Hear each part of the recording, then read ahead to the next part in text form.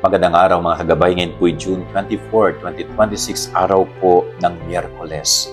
Ngayon po ay dakilang kapistahan ng kapanganakan ni Juan Bautista. At alam po ninyo, ang kanyang kapanganakan ay may purpose. At ano yung purpose nito? Ihanda ang daraanan ng Panginoon. Ibig sabihin, ang tao ay ipinapanganak pala, hindi dahil sa basta't ipanganak lang siya, kundi ang kanyang pagkapanganak, ang kanyang pagsilang ay mayroong dahilan. Meron pong purpose. Ibig sabihin, may mission.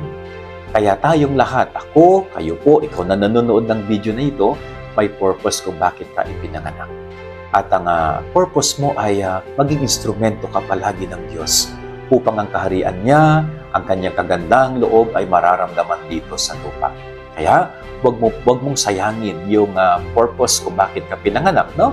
Maging alagad ka ni Jesus, maging kasangkap ka niya para ang mabuting balita ay lumaganap sa buong daigdig. Yan ang ating gabay-araw ngayong maghapon. God bless po sa inyo lahat. Pagpalain kayo ng Panginoon.